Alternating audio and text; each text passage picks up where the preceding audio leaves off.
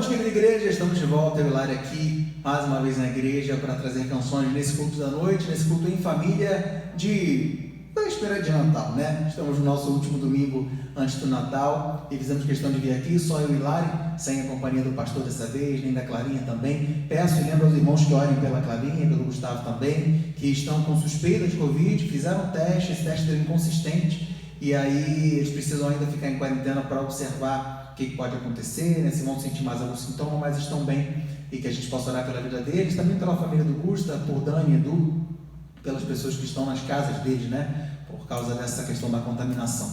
Então a gente está aqui representando todo o grupo de louvor nessa noite especial. Nem Sueli está aqui também para brilhantar com o seu sax, mas a gente está aqui para celebrar o Senhor com música, que vamos fazer agora. Amém? Vamos cantar um hino muito tradicional, um cântico muito tradicional nessa época de Natal e que vai ser bênção com certeza. Cante aí com a gente.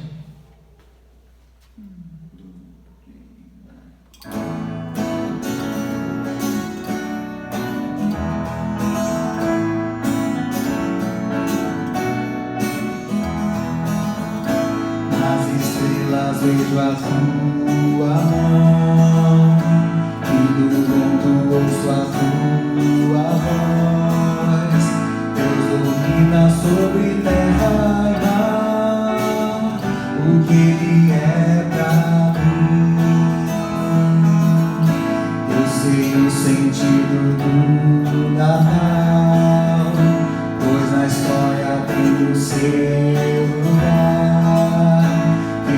Veio para nos salvar, o que Ele é pra mim.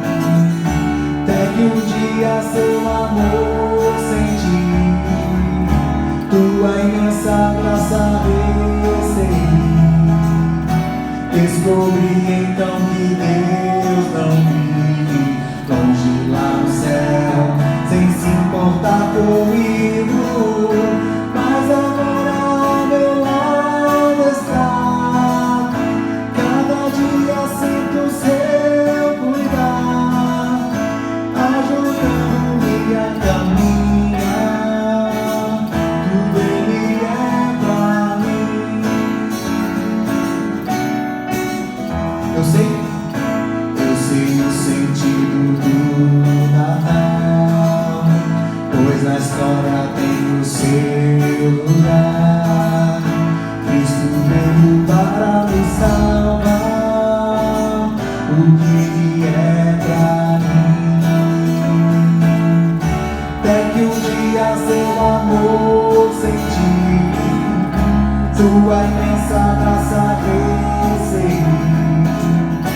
Descobri então que Deus não vive longe lá no céu, sem se importar comigo. Mas agora ao meu lado está, cada dia sinto seu cuidar, ajudando-me a caminhar. Tudo Ele é pra mim, tudo Ele é pra mim, tudo é Jesus pra mim. Amém. Como agradecer ao Senhor, a gente vai cantar. O ano foi difícil, complicado, né? Mas a gente tem sempre um motivo para agradecer ao Senhor. Dá uma olhada para você, mexe sua mão assim, respira fundo, é um motivo de agradecer ao Senhor. Amém? Vamos agradecer nesse momento, com essa canção, com esse hino, como agradecer.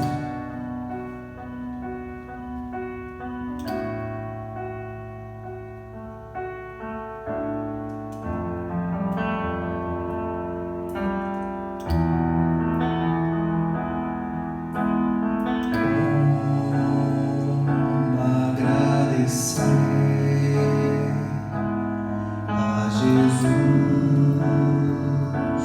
o que fez por mim.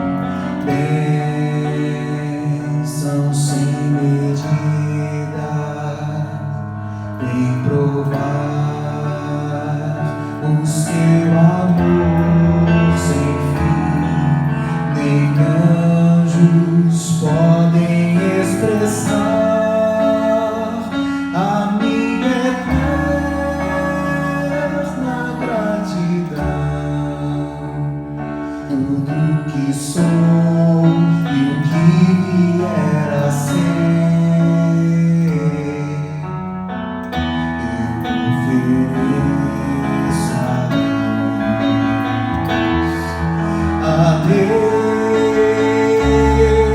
demos glória, a Deus, demos glória, a Deus, demos glória, pelas bênçãos sem fim, com seu sangue salvou-me, teu poder transformou-me. A Deus demos glória, pelas bênçãos sem fim.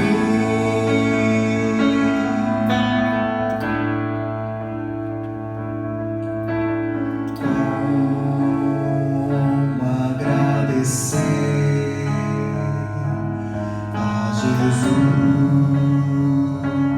o que fez por mim, bênção sem medida, vem provar o teu amor sem fim, nem anjos podem expressar a minha eterna gratidão. Tudo que sou e o que vier a ser,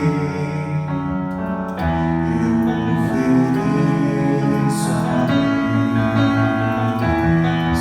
a Deus, demos glória, a Deus, demos glória, a Deus, demos glória, pelas bênçãos sem fim, com teu sangue salvou-me, teu poder transformou-me. A Deus demos glória, pelas bênçãos sem fim.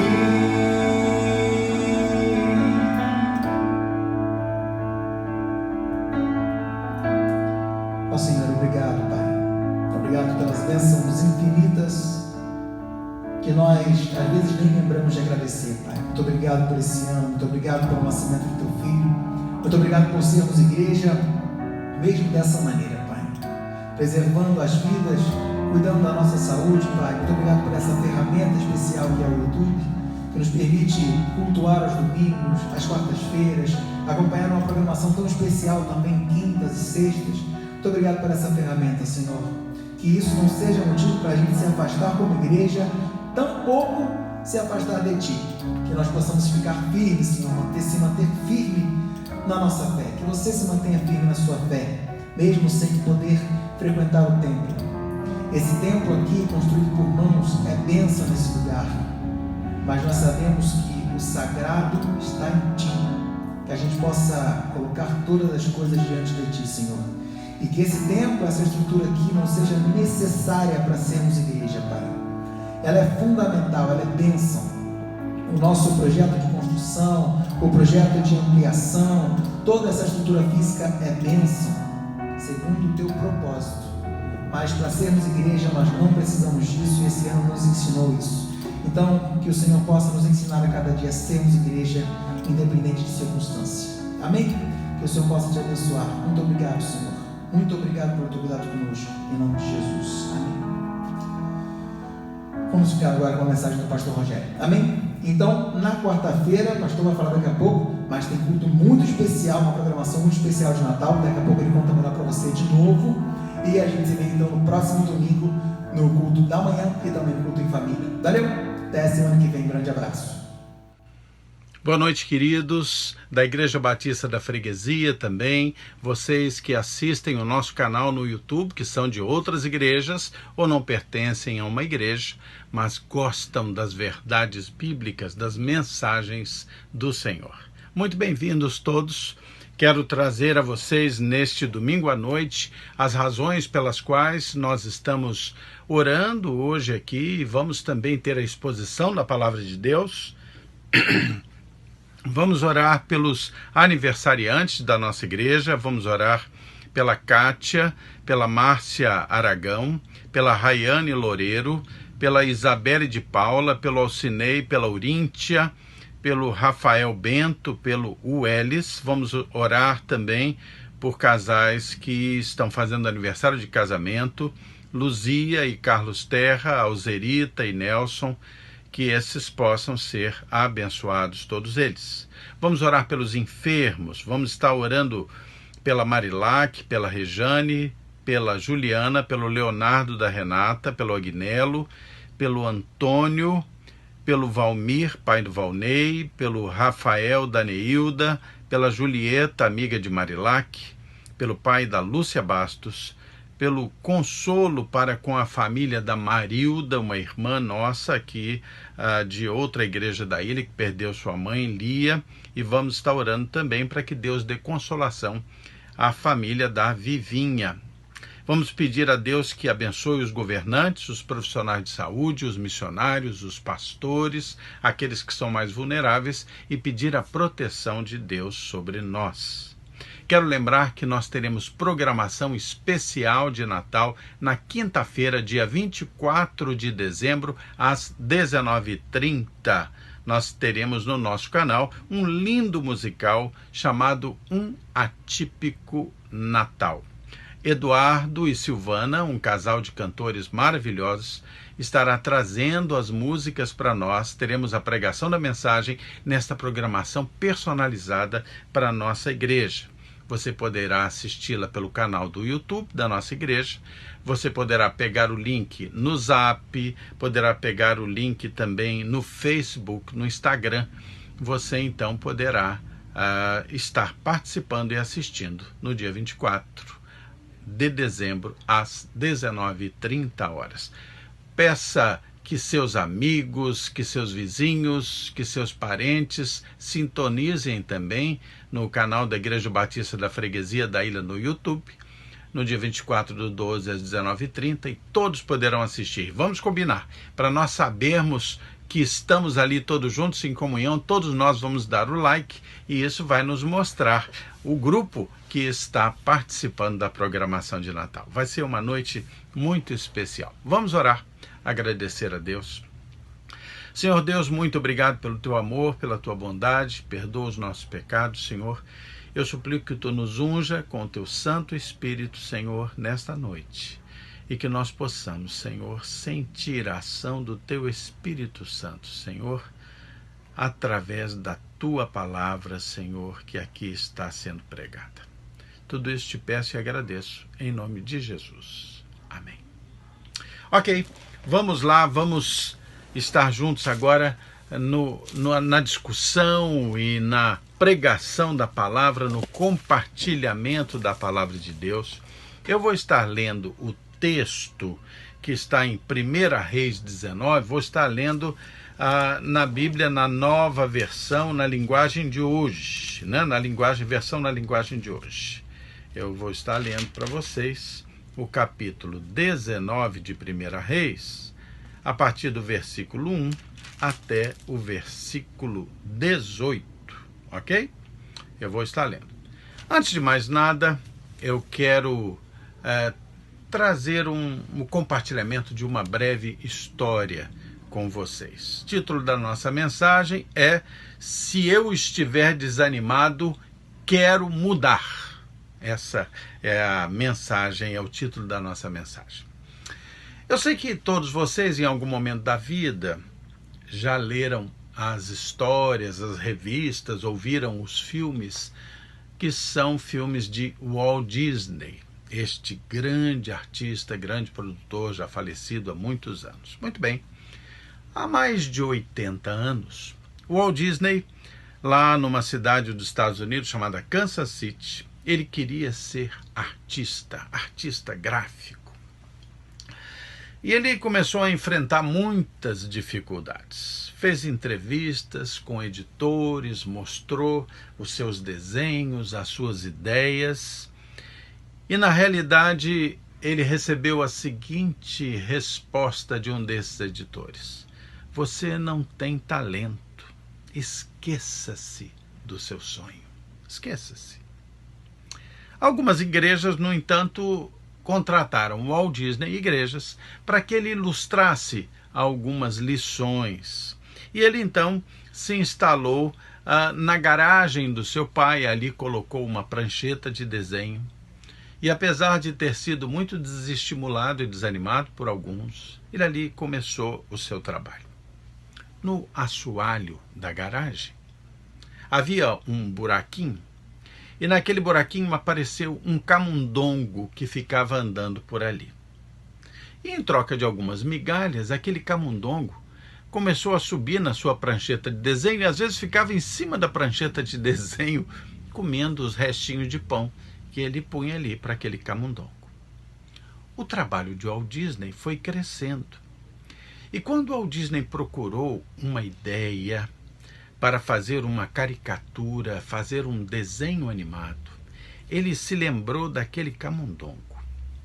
E ele então, apesar de ter sido tão desanimado, de ter sido tão hostilizado por aqueles a quem ele mostrou primeiro os seus desenhos, ele começou a desenhar.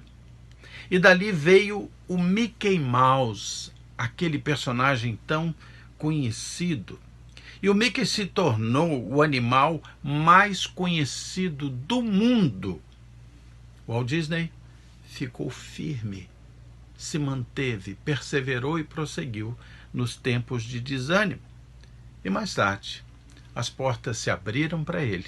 Ele entrou e a sua vida, a sua carreira foi uma carreira de grande sucesso.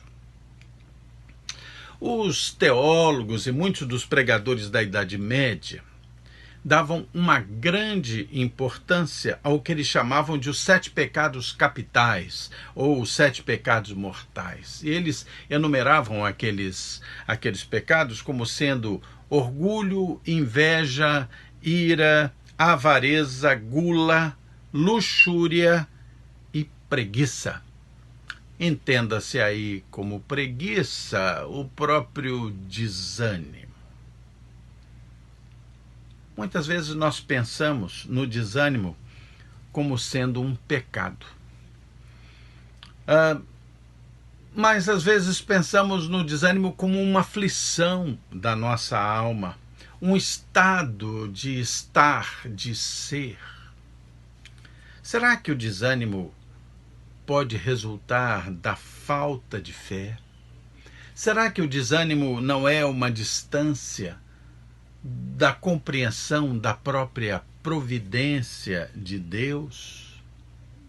Ou um afastamento da nossa vida dos próprios planos que Deus tem para a nossa vida? Pode ser que esteja voltado a uma doença física, uma doença do psique, uma doença do espírito, um estado. Eu gostaria de ler com vocês uma história muito conhecida, mas uma história que fala de um homem muito especial, que num determinado momento cai em profundo desânimo. E como Deus lida com aquele homem nesta situação de desânimo. Vocês conhecem a história de Elias, talvez alguns não, mas ela vai ser muito oportuna para nós nesse momento tão difícil das nossas vidas. Vamos lá. Abra sua Bíblia, então, em 1 Reis 19, de 1 a 18. Achou? Lembre-se que Elias havia acabado de vencer uma batalha contra 450 profetas de Baal. e 400 sacerdotes de Astarote. Uma batalha profundamente desigual em que ele saiu muito vitorioso. Ali estavam os profetas e os sacerdotes que serviam a um casal de reis extremamente maus, Jezabel e Acabe. E nós vamos ler o que aconteceu depois disso. O rei Acabe contou à sua esposa Jezabel tudo o que Elias havia feito e como havia matado à espada todos os profetas do Deus Baal. Aí ela mandou um mensageiro a Elias com o seguinte recado: que os deuses me matem se até amanhã, a esta hora, eu não fizer com você o mesmo que você fez com os profetas. Elias ficou com medo e, para salvar a sua vida, fugiu com seu ajudante para a cidade de Berseba, que ficava na região de Judá. Deixou ali o seu ajudante e foi para o deserto, andando um dia inteiro. Aí ele parou, sentou-se na sombra de uma árvore e teve muita vontade de morrer. Então ele orou assim: já chega, ó Senhor Deus, acaba agora com a minha vida. Eu sou um fracasso, como foram também os meus antepassados. Elias se deitou debaixo de uma árvore e caiu no sono. De repente, um anjo tocou nele e disse: levante-se e coma. Elias olhou em volta e viu perto da sua cabeça um pão assado nas pedras e uma jarra d'água. Ele comeu, bebeu e dormiu de novo. O anjo do Senhor Deus voltou e tocou nele pela segunda vez, dizendo: levanta-te e coma, senão você não aguentará a viagem. Elias se levantou, comeu, bebeu, e a comida lhe deu força bastante para andar então 40 dias e 40 noites até o Monte Sinai, o Monte Sagrado. Ali ele entrou numa caverna para passar a noite. E de repente o Senhor Deus lhe perguntou: o que você está fazendo aqui, Elias? E ele respondeu: ó Senhor Deus, Deus Todo-Poderoso, eu sempre tenho servido a ti e só a ti. Mas o povo de Israel quebrou a sua aliança contigo, derrubou os teus altares, matou todos os teus profetas, e eu sou o único que sobrou, e eles estão querendo me matar. O Senhor Deus disse: saia e vá ficar diante de mim no alto do monte. Então o Senhor passou por ali e mandou um vento muito forte que rachou os montes, quebrou as rochas em pedaços. Mas o Senhor não estava no vento. Quando o vento parou de soprar, veio um terremoto. Porém, o Senhor não estava no terremoto. Depois do terremoto veio um fogo, mas o Senhor não estava no fogo. E depois do fogo veio um sussurro calmo, suave. E quando Elias ouviu o sussurro, ele cobriu o rosto com a capa. Então saiu e ficou na entrada da caverna, e uma voz lhe disse: o que é que você está fazendo aqui, Elias? E ele respondeu: ó Senhor, Deus Todo-Poderoso, eu sempre tenho servido a ti e só a ti, mas o povo de Israel quebrou a sua aliança contigo, derrubou os teus altares, matou todos os teus profetas, e eu sou o único que sobrou, e eles estão querendo me matar. Então o Senhor Deus disse: Elias, volte para o deserto que fica perto de Damasco. Chegando lá, entre na cidade e unja Azael como rei da Síria. Unja Jeú, filho de Ninsi, como rei de Israel. E unja Eliseu, filho de Safate, de Abel-Meolá, como profeta, para ficar em lugar de você. As pessoas que não forem mortas por Azael serão mortas por Jeú, e todos os que escaparem de Jeú serão mortos por Eliseu.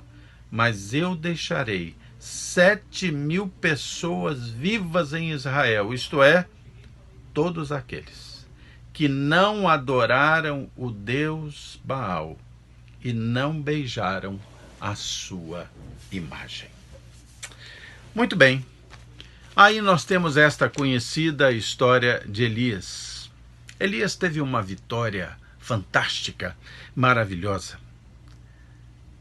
Jezabel, a mulher má de Acabe, que também era um rei mau, havia reunido 450 profetas e 400 sacerdotes de Astarote e botaram aqueles homens todos em confronto com Elias.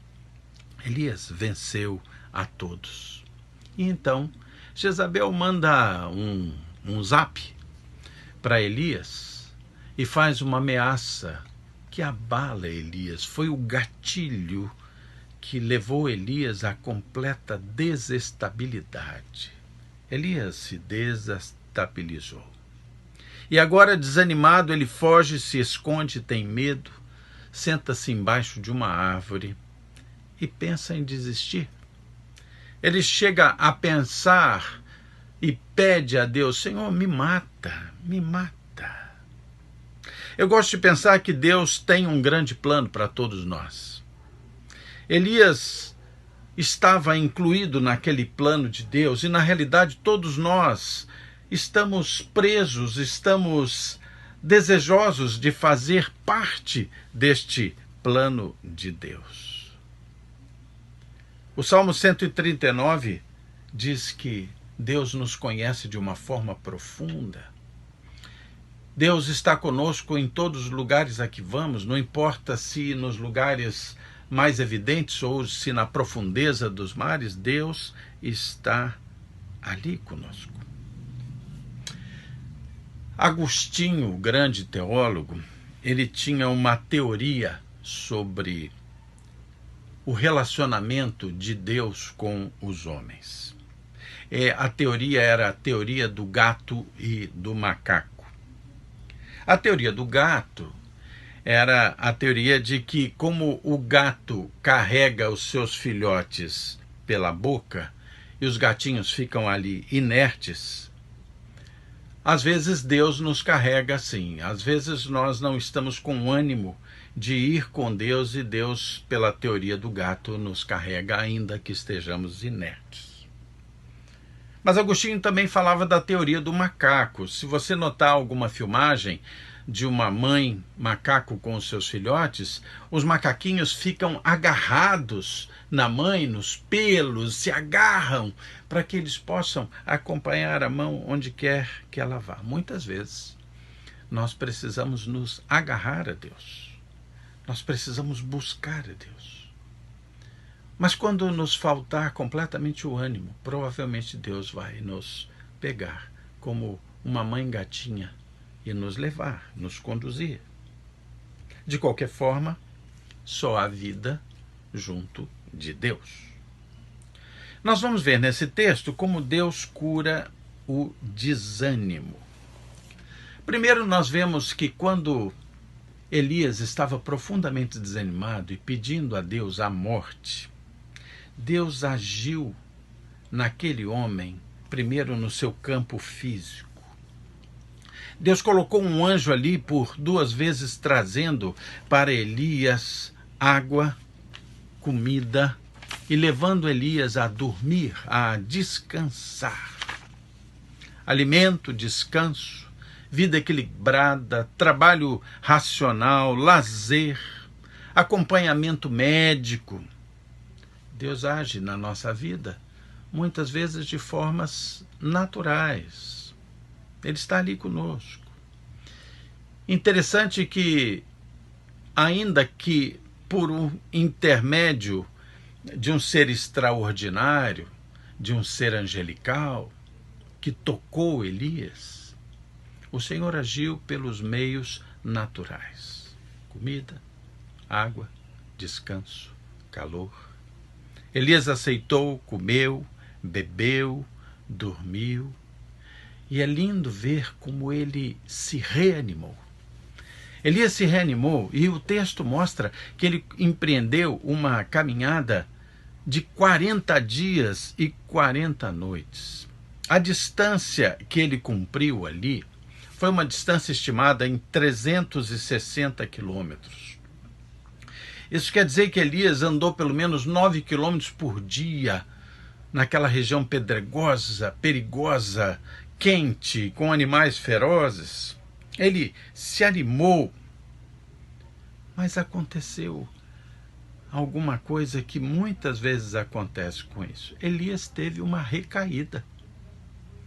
Elias ganhou aquele ânimo e iniciou o seu caminho na direção que Deus havia lhe proposto, e muitas vezes isso acontece conosco. Quantas vezes nós já vimos pessoas que estavam distante de Deus, haviam caído em vícios, haviam caído em situações que as desonrou, e elas foram acolhidas, e elas foram alimentadas, e elas foram animadas, mas que dali um pouco recaíram em desânimo.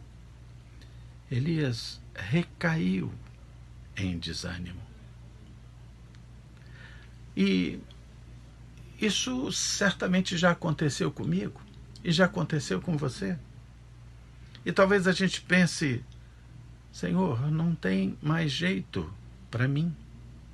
E ele então se escondeu. Ele se escondeu. Ele ficou escondido de Deus. Entrou numa caverna. E ele começou a ter uma ideia fixa. Elias ficou acometido de uma ideia fixa. Eu quero convidar você a ler comigo o que está no versículo 10. Quando Deus viu que Elias estava novamente desanimado, e que ele, depois de ter caminhado 40 dias num reânimo maravilhoso, ele acabou entrando numa caverna. No final do versículo 9, Deus diz assim a Elias: Elias, o que você está fazendo aqui, Elias? Você não tinha se reanimado, meu filho? Você não tinha recebido a visita do emissário de Deus? Comeu, bebeu, dormiu, foi aquecido, se reanimou. O que você está fazendo aqui, Elias? E aí Elias dá a seguinte resposta, que está no versículo 10. Ó Senhor, Deus Todo-Poderoso, eu sempre tenho servido a Ti, e só a Ti, mas o povo de Israel quebrou a sua aliança, a aliança contigo, derrubou os teus altares, matou todos os teus profetas. Eu sou o único que sobrou, e eles estão querendo me matar. Elias tinha uma ideia fixa. Ele abandonara o seu posto profético, ele estava inativo, ele tentou, mas ele falhou. Ele disse: eu tenho sido zeloso, mas aqueles que estão em volta de mim não são. Eu estou sozinho. Elias tinha uma ideia fixa. Às vezes, nós acabamos ficando com uma ideia fixa que nos separa da vontade de Deus, ou que separa pessoas que nós conhecemos e que nós amamos nas suas recaídas, na sua recaída de escravidão, tantas vezes, de vícios, ou de manias, ou de ideias, mas ideias pessoais. Elas recaem, desanimam. E nós mesmos vivemos isso tantas vezes. Mas é interessante entender que Deus é capaz de fazer aquilo que no Novo Testamento é chamado de metanoia na nossa vida. A metanoia é uma mudança de mente. E aqui Deus começa a empreender um caminho para uma metanoia em Elias. Veja o que está posto nos versículos 11 a 13 desse texto. O Senhor Deus então disse: saia e vá ficar diante de mim. Vá ficar diante de mim, no alto do monte. Então o Senhor passou por ali e mandou um vento muito forte, que rachou os morros, quebrou as rochas em pedaços, mas o Senhor não estava no vento. Quando o vento parou de soprar, veio um terremoto, porém o Senhor não estava no terremoto. Depois do terremoto veio um fogo, mas o Senhor não estava no fogo. E depois do fogo veio um sussurro calmo. Em algumas versões, um cício suave. E quando Elias ouviu o sussurro, cobriu o rosto com a capa. E então saiu e ficou na entrada da caverna, e uma voz lhe disse: "O que você está fazendo aqui, Elias?" E ele repete a sua ideia fixa, a sua ideia, a sua visão. O Senhor Deus Todo-Poderoso, ó Senhor Deus, eu sempre tenho servido a ti, e só a ti, mas o povo de Israel quebrou sua aliança contigo, derrubou os teus altares, matou todos os teus profetas. Eu sou o único que sobrou, e eles estão querendo me matar. Interessante pensar o seguinte: primeiro, o Senhor levou Elias a ficar diante dele. No início do versículo 11 ele diz: "Saia e vá ficar diante de mim." Como quem diz assim: Elias, você precisa mudar a sua mente. Você se prepare, porque o Senhor, o Senhor, vou te mostrar isso. Veio o vento, fendeu a rocha, da mesma maneira que tinha feito com Moisés tantos anos atrás, mas o Senhor não estava ali. Também veio um terremoto, também veio o fogo, e o Senhor não estava ali. Depois veio um vento tranquilo, comum, um vento corriqueiro do dia a dia, um suave farfalhar, um murmúrio de brisa suave. E eis que veio a voz: "Que fazes aqui, Elias?" O Senhor mostrou para Elias que ele estaria na vida de Elias, nas coisas simples, nos momentos corriqueiros, no dia a dia, que ele deveria se animar no cotidiano, sem esperar que necessariamente Deus só estivesse nos grandes espetáculos da natureza, da vida, sobrenaturais. Mas era uma garantia que Deus dava a Elias e dá a você e dá a mim, quando ele diz: "Querido, eu estou com você no cotidiano." Abandone as suas ideias fixas. Deixe que eu mude a sua mente. E eu quero mudar a sua mente. Eu quero que você perceba o meu cuidado. O meu cuidado no cotidiano, de que você não precisa de coisas extraordinárias para perceber que eu amo você, para perceber que eu estou contigo, para perceber que eu amparo e que eu cuido de você. Que fazes aqui, Elias? Deus falou a Elias no som da mais suave quietude, num ventinho. E eu quero dizer algo para você. Se você caiu em desânimo, se você se animou, mas recaiu em desânimo, isso que acontece tanto com todos nós, eu quero que você saiba que Deus diz a você: "Eu estou no seu cotidiano. Eu estou no momento e no vento suave das coisas comuns do dia a dia." Não precisa esperar as coisas extraordinárias. Muitas vezes, quando nós esperamos as coisas extraordinárias, nós nos decepcionamos. Por quê? Porque nós estamos presos a nossas ideias fixas de que Deus só poderá estar nas coisas extraordinárias. Esquecemos que Ele é o Deus de perto. É o Deus do cotidiano, é o Deus do hoje.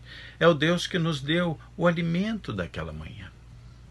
Eu gostava muito dos momentos em que a Dona Leda pedia a palavra na nossa igreja para dar um testemunho. Normalmente os testemunhos da irmã Leda, quando ela falava dos carinhos de Deus para com ela, eram testemunhos de como ela sentia Deus nas coisas simples do dia a dia.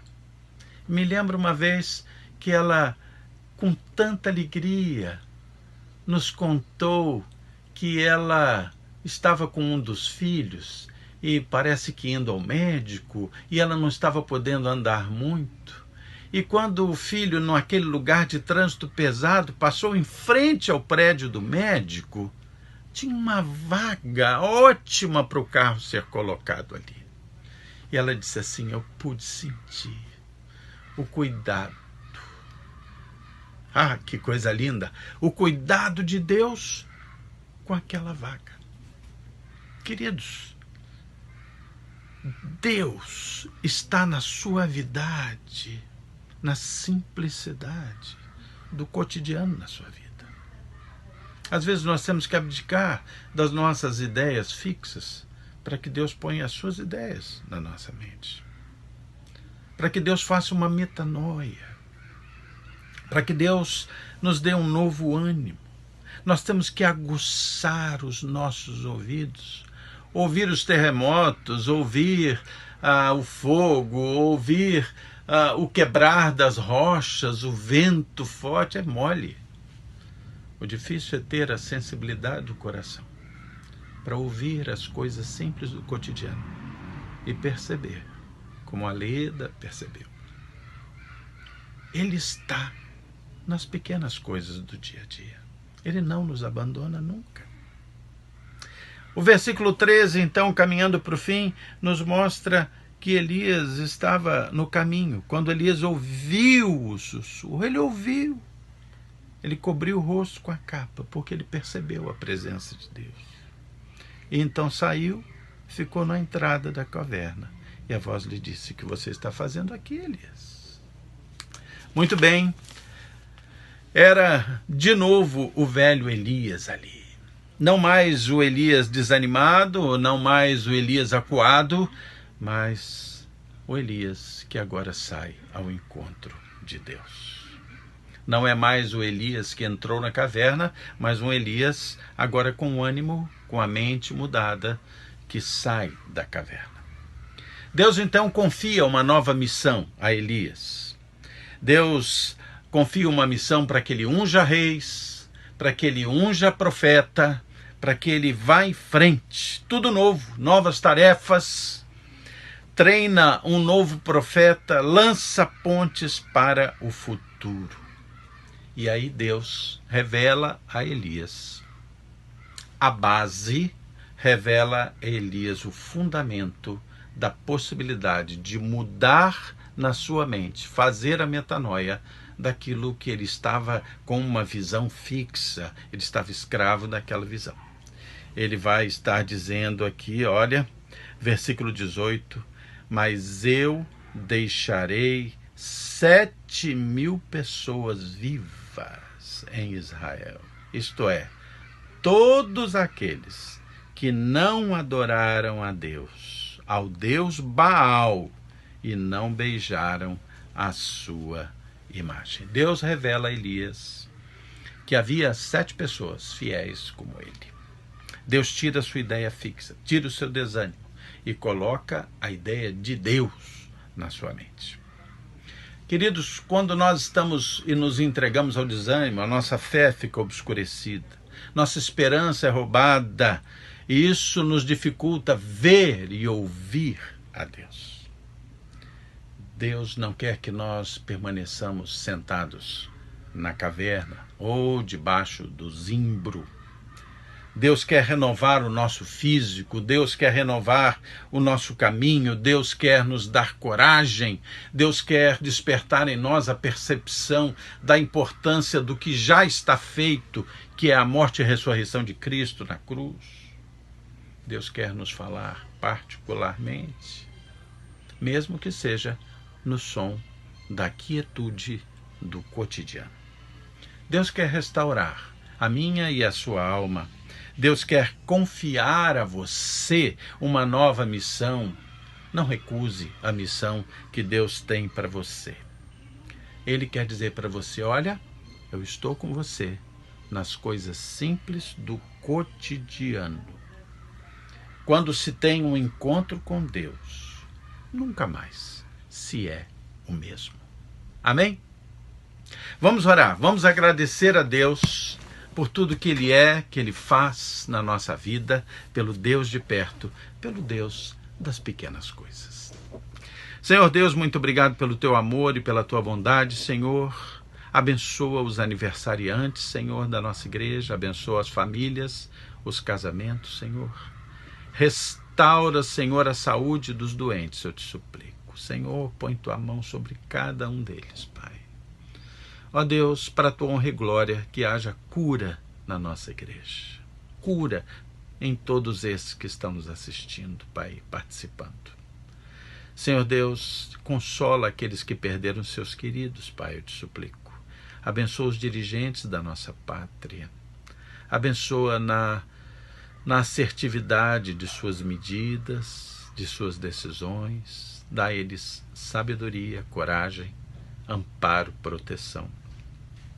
Senhor Deus, abençoa os profissionais de saúde, os missionários, os pastores. Senhor, ajuda-nos a que sejamos bênçãos na vida, Senhor, daqueles que são mais vulneráveis. Muito obrigado por tudo que o Senhor tem feito na nossa vida, pelo tanto que o Senhor nos tem sustentado. Muda a nossa mente, faz metanoia, Senhor, na nossa mente. Quando ficamos, Senhor, presos às nossas ideias, sem permitir que o Senhor cresça em nós. Senhor Deus, muito obrigado pelo ânimo de cada dia. Em nome de Jesus. Amém. Queridos, Deus abençoe vocês. Nós vamos nos ver agora na quarta-feira no Oração e Ação Estudo Bíblico. Até lá.